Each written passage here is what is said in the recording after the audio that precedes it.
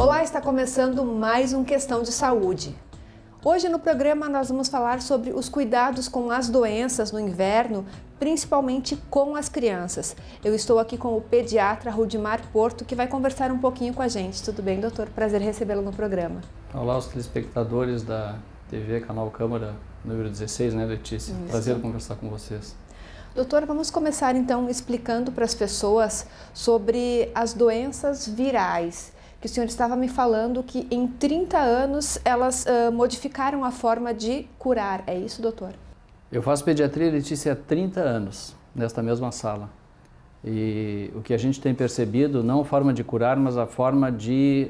o comportamento das doenças virais, especialmente as doenças virais, modificaram muito nesses 30 anos.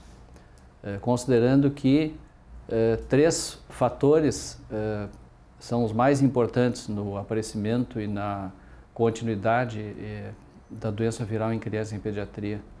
É o nosso pequeno ser, a criança, né, o indivíduo, o vírus, o comportamento, a forma de ataque do vírus, a forma de transmissão, a modificação do vírus agressor nesses 30 anos e o meio ambiente.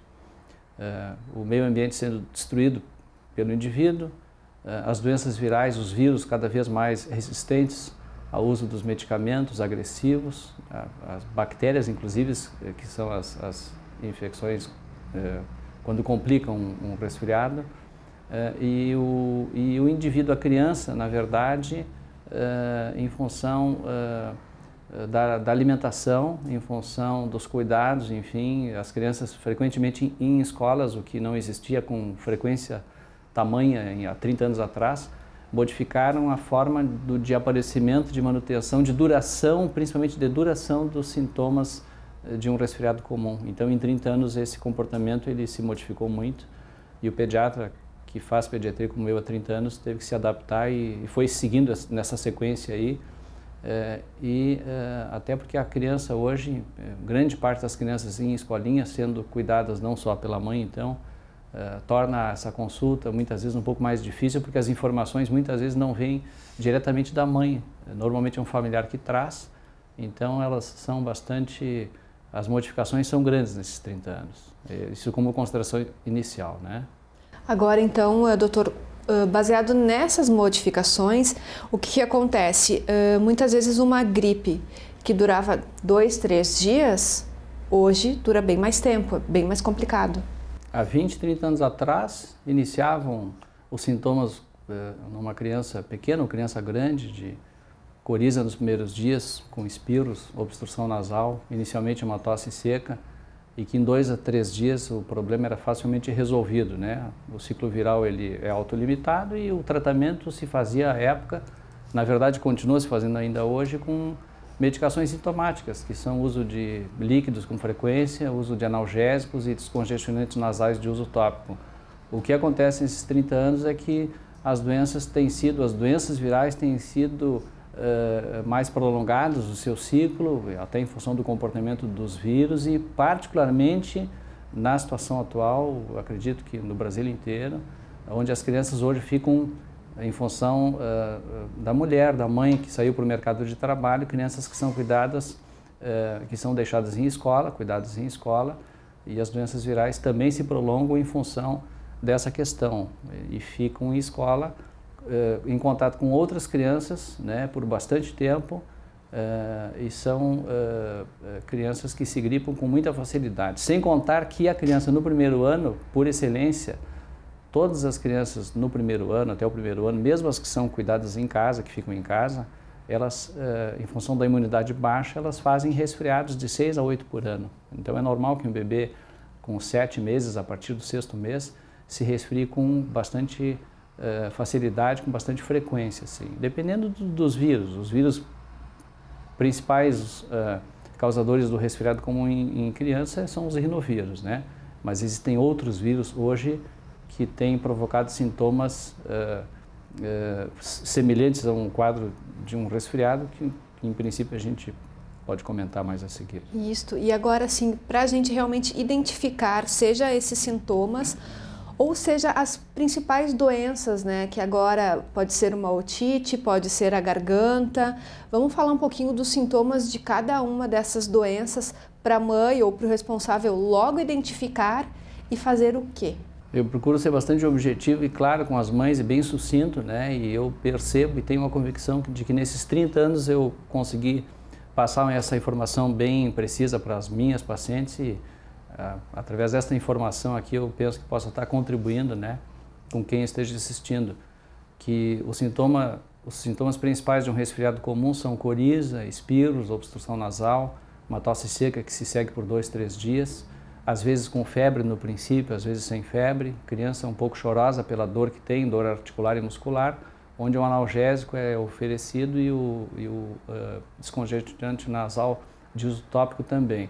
A partir do momento que esses sintomas eles modificam a sua intensidade, modificam a sua evolução, uma mãe, em princípio, poderia estar pensando de que não se trata mais de um resfriado comum. Então, para as pacientes, eu sempre digo assim, que as principais infecções bacterianas que se seguem a um resfriado comum, seja por poucos dias ou por mais tempo, geralmente a infecção bacteriana surge mais tempo, depois de 5 ou 6, 7 dias, na amidalite aguda, principalmente quando a criança tem mais do que 2 a 3 anos, na bronquipneumonia em qualquer idade e na otite média aguda em qualquer idade. E cada uma delas, em princípio, se manifesta através de um sintoma que chama mais atenção. Em todas elas, o sintoma febre é o mais importante, é o sinal de alerta nas pacientes que fazem doença viral e que depois de uns dias de doença viral passam a fazer um quadro de uma febre mais frequente, mais intensa, persistente. Então nós podemos pensar que a criança poderia estar evoluindo para uma dessas 3 infecções. Então eu sempre digo para as mães que a febre é o sinal de alerta mais importante nestas 3 infecções. A amidalite, como eu falei anteriormente, geralmente depois do 2º, 3º ano. Na bronquipneumonia, além da febre, aquela criança que começa a ter uma piora da tosse, um aparecimento de chiado no peito, um aparecimento de falta de ar, principalmente a criança que geme, né, deverá procurar o seu pediatra ou, na situação de não encontrá-lo, levar ao pronto-socorro. E no caso da otite, além da febre, o choro persistente, né, o que mais chama a atenção. Esses são os que os focados nessas 3 complicações, que são as mais comuns. Existem aquelas mais infrequentes, né? Claro. E, bom, logicamente, com tudo isso, a mãe, o responsável, sempre vai se assustar, né? Mas é importante também saber que não precisa sair correndo e levar para um plantão, porque de repente lá podem ter outros vírus, outras coisas que pegam no ar, enfim, ou contato com outras crianças, que também pode prejudicar. Então, qual a ação dessa mãe? É importante que ela de imediato tenha contato com o seu pediatra, né, para que possa orientá-la da melhor forma possível. Às vezes esse contato não é possível. Então, eu sempre penso que uma mãe deve levar o seu filho ao pronto-socorro pediátrico, né, no caso aqui em Caxias do Sul, no sentido de sintomas que efetivamente estejam sendo mais frequentes e mais intensos. Uma criança que inicia, independentemente da idade, mesmo uma criança menor de 2 a 3 meses que inicia com sintomas básicos de resfriado que em geral as pessoas conhecem, né, que seria o corrimento, a coriza, o espirro, o nariz trancado, e mesmo que a criança inicie com tosse no primeiro dia, geralmente a criança estaria fazendo um quadro de um resfriado comum. A febre persistente, eu diria assim que numa criança que tem doença viral, a febre persistente, ela febre frequente assim e elevada, acima de 38,5, que custa aceder com analgésicos ou com antitérmicos, né? Realmente a mãe tem uma preocupação maior. A criança que principalmente também, além da tosse, a partir dos primeiros dias da doença viral, ela começa a ter uma dificuldade para respirar com gemência, assim, com a respiração um pouco mais ofegante, né? Ela deve procurar o pronto-socorro de imediato. E a criança que, pensando na otite, a criança que depois de uns primeiros dias de uns sintomas e sinais de resfriado, além da febre persistente, começa a ter um choro muito intenso, né? As doenças gripais, elas podem durar 2 a 3 dias, como podem durar 7 a 10 dias. Tem uma questão bem importante, assim, que as crianças maiores com doença viral, com sintomas de resfriado comum nos primeiros dias, né? A partir de 10, 12 dias, uma criança que vem tossindo com secreção, aí eu já digo assim, criança geralmente maior, tosse com secreção, que vem tossindo e que um quadro perdura por mais do que 10 a 12 dias, em princípio o pediatra poderia inicialmente pensar em sinusite. Nas crianças maiores, nem sempre a febre é acompanhada, né? E esses, associado a isso, né, sempre usando aquilo que se tem em casa e que se usa já há muitos anos, né? Na verdade, o tratamento básico das doenças virais em 30 anos não mudou. Se usa um analgésico, um antitérmico, um descongestionante nasal. Falando ainda, aproveitando ainda que as mães ligam muito quando nós em contato com as pacientes, a questão da nebulização, que é de uso corrente, o uso do nebulizador hoje. Criança de 2 a 3 meses apresentando coriza, nariz trancado e tosse, e as mães me ligam perguntando se a nebulização se faz necessária, eventualmente com o uso do soro fisiológico. Não tem por que indicar, e muitas vezes a criança é pequena, a nebulização ela cabe bem naquelas crianças, e aí vem uma doença que ela é bastante recorrente, ela é comum em Caxias, nas regiões, principalmente no inverno, e muitas vezes em crianças bem nutridas, depois de 3 a 6 meses, que é de uso já, esta sim, conhecido das mães é a bronquiolite aguda, as mães que vão ao pronto-socorro, em que o pediatra examinou no consultório, ou a mãe vem de um pronto-socorro, fez contato com o pediatra porque a criança tinha bronquiolite, criança que chia o peito, né?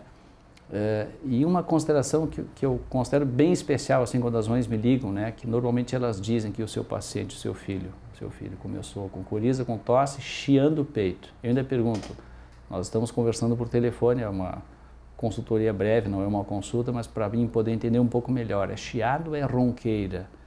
Então isso é algo que muitas vezes ajuda. É chiado, chia o peito, parece um gatinho, tem falta de ar. Tem familiares com asma? Tem 2 irmãos com asma. É recorrente? Tem 9 meses, já é a 3ª crise. Já é minha paciente. Tu tem nebulizador em casa? Sim. Então tu vais fazer uma nebulização com soro e Iberotec, eu te autorizo.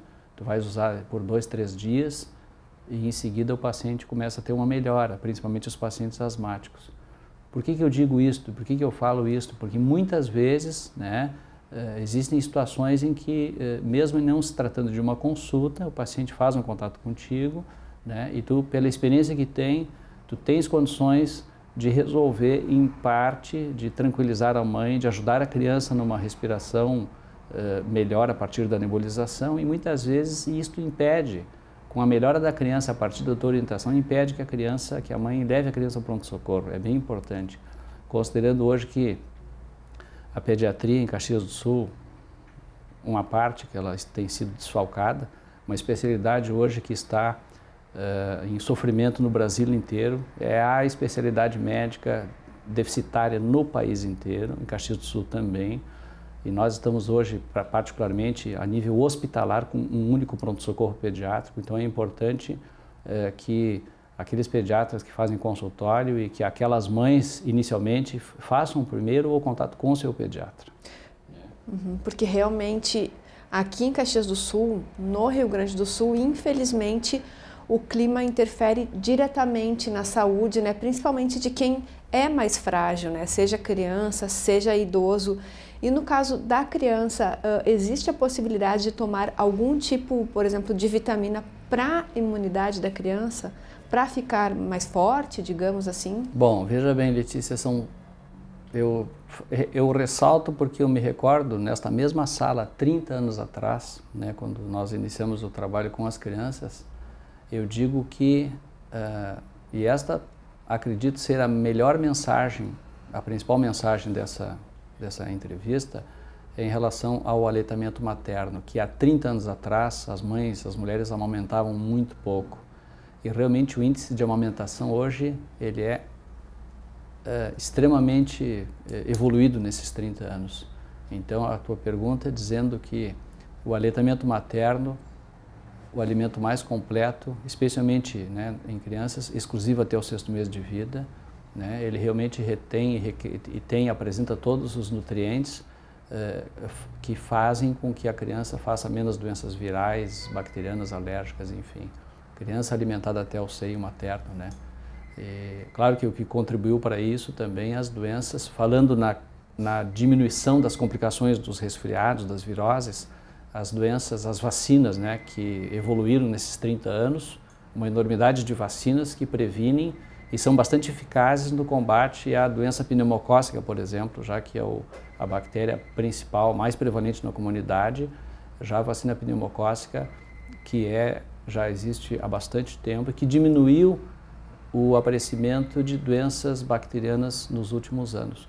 Essa questão do clima é algo que também, assim como o comportamento das doenças mudaram em 30 anos, e aí falo da experiência, há 30 anos atrás, nós observávamos que as estações do ano eram melhores definidas em Caxias do Sul, e essas estações hoje não são tão bem definidas. Há 30 anos atrás, as doenças virais ocorriam particularmente no período do inverno, e as doenças de verão, tipo diarreia, embora não seja matéria da entrevista, elas ocorriam mais durante o período de verão. O que aconteceu que com a mudança do meio ambiente e com a mudança do comportamento das estações, que se misturam por vezes, onde de manhã é mais quente e de noite é mais frio, né, nós percebemos que isso tem interferência na vida do indivíduo, não só a criança, mas no idoso, onde são as duas faixas etárias em que essa imunidade é menor. E o que vale a pena dizer também, que também tem uma certa relação com a manutenção, o aparecimento e a frequência de doenças virais em criança, é o prematuro. Eu que trabalho em UTI neonatal há 30 anos no hospital da cidade, acompanhando cada vez mais o nascimento de prematuros no nosso Brasil, a gente tem percebido que esses prematuros têm uma imunidade menor ainda, né? E é bem importante que se diga, me ocorreu agora, falando em doenças virais, naquelas famílias, na residência, com 1, 2 ou 3 filhos, onde o pai e a mãe é fumante, né? O fumante passivo, onde ocorrem que as doenças virais são mais frequentes. Numa família onde tem um filho, numa família que tem 2 filhos, ou numa família onde existem 3 filhos, o comportamento da doença viral ele é diferente. Ou naquela família que tem 3 filhos, mas só o menor ou só o maiorzinho de 3 anos vai para a escola, vai para a escolinha, os outros em casa. A tendência é que as 2 crianças que fiquem em casa e que não vão para a escolinha também façam doenças mais frequentes em virtude do irmão que fica na escola grande parte do tempo. Bom, eu aproveito esta oportunidade porque possam observar que grande parte dessa entrevista se fala muito na questão da escola, da escolinha, né? E, obviamente, aqui nós não estamos fazendo nenhum descrédito em relação à escola, mas o principal fator que produza e que faz com que essas gripes sejam constantes e frequentes é a saída de casa para a escola e é o contato que essas crianças têm na escola durante um período, certamente, período prolongado durante o dia, porque tem muitas crianças que ficam em escola o tempo todo.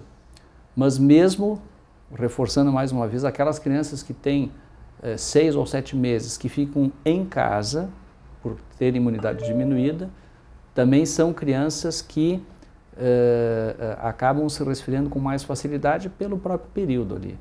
A vitamina C, a gente escuta a pergunta dos pacientes já há 30 anos se a vitamina C efetivamente ela funciona como preventivo da doença viral. A princípio, não. A princípio, ela não tem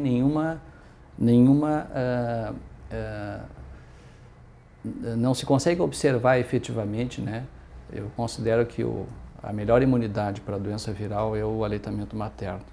E agora, digamos, as crianças maiores, que já se alimentam, enfim, se passaram ou não pelo aleitamento. Existe algum tipo de alimentação ou forma de se alimentar para que fiquem realmente mais protegidas?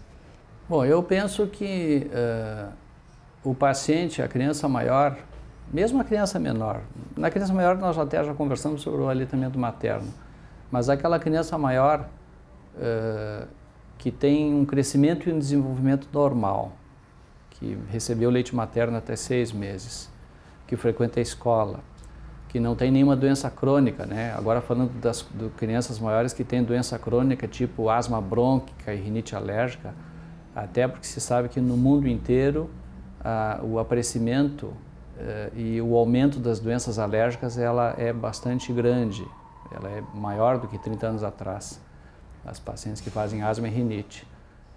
Antes que eu me esqueça, é bem importante que hoje, ou pelo menos nos últimos 5, 6 anos, em função do aparecimento do H1N1 em 2008, daquela grande epidemia que houve, né, têm sido vacinados essas crianças e os adultos, enfim, os pacientes de risco para doença viral que tem sido receitado e tem sido feito a tríplice viral, H1N1, o H3N2 e o H2N3, que são os 3 principais vírus que circulam na América Latina a cada ano.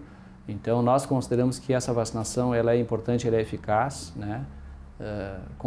Mesmo considerando eventualmente alguns efeitos colaterais que possam advir, mas consideramos que a vacina ela ajuda bastante. Na alimentação, com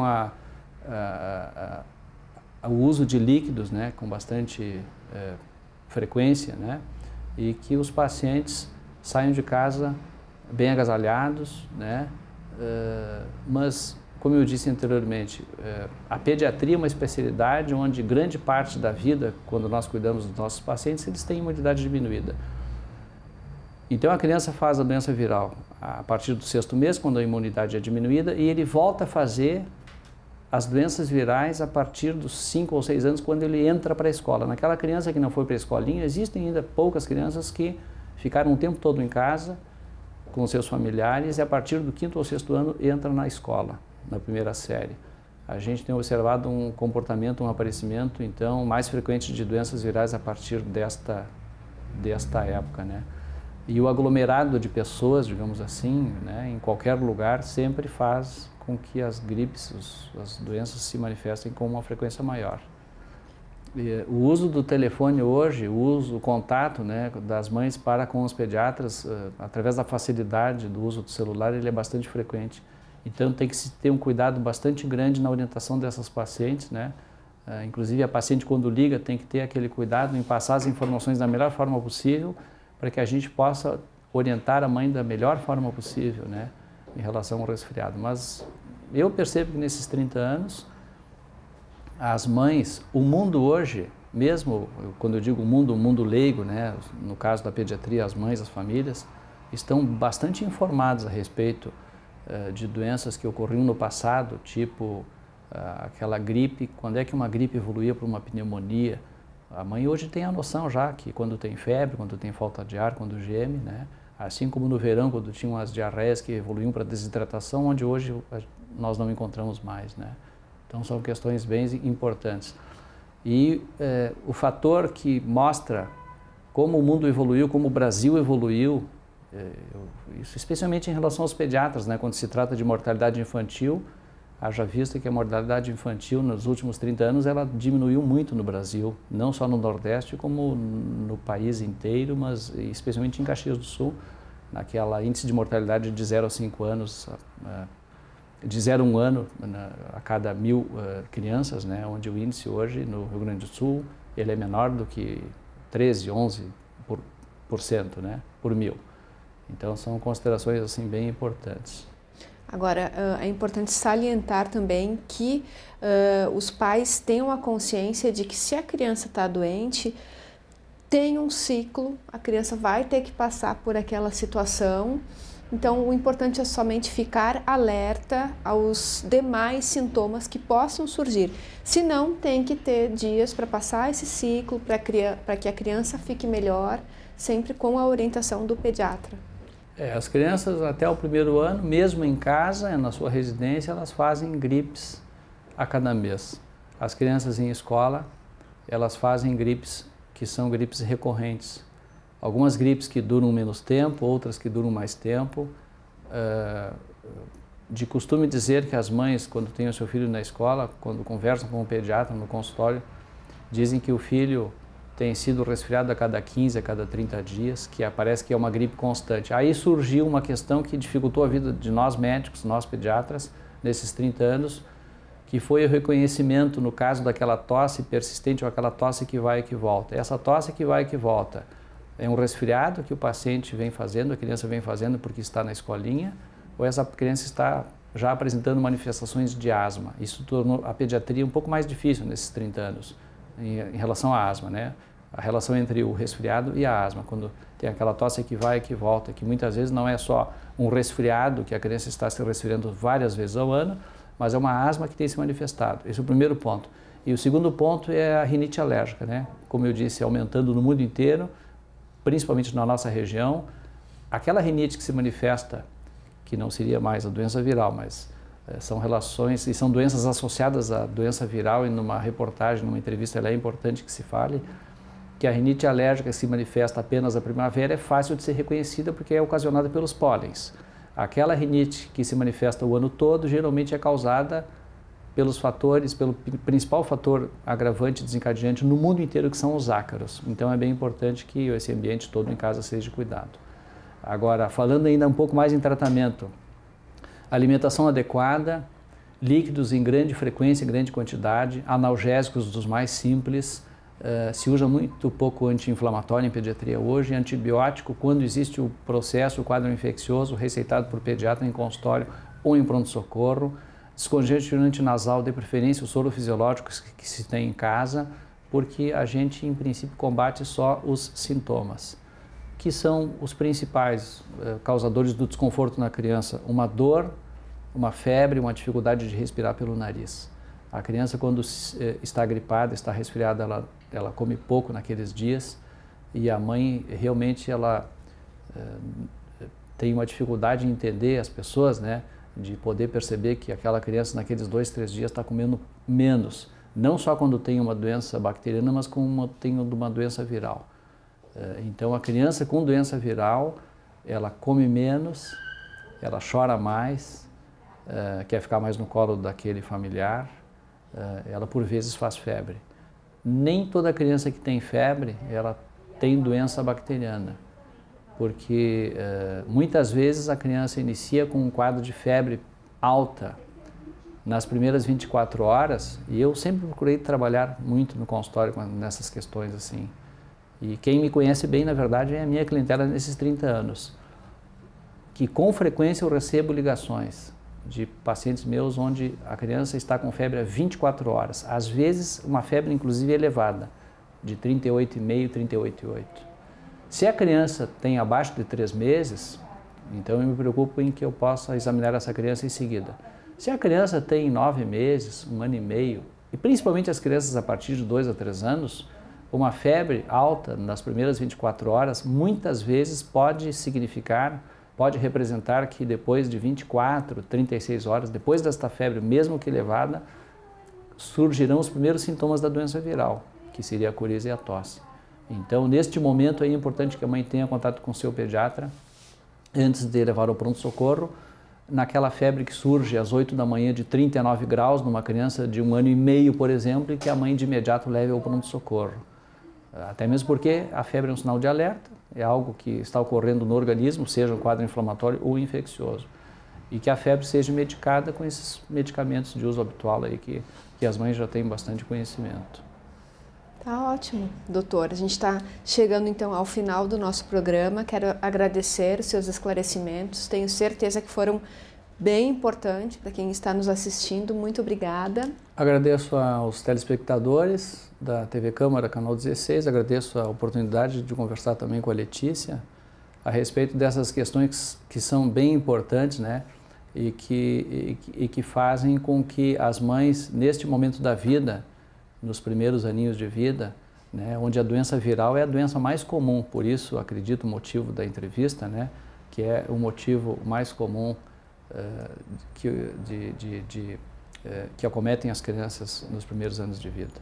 E como mensagem final, lembrando que realmente o aleitamento materno é um alimento completo, que tem um índice alto de amamentação hoje, né? E que ele faz diferença, né, na prevenção dessas doenças, no controle e na ajuda. Obrigado, então, Letícia. Tá ótimo, então, obrigada e parabéns também pelo seu trabalho aqui durante 30 anos aqui para Caxias do Sul, enfim, para todos. E o programa Questão de Saúde de hoje vai ficando por aqui. Muito obrigada e até o próximo programa.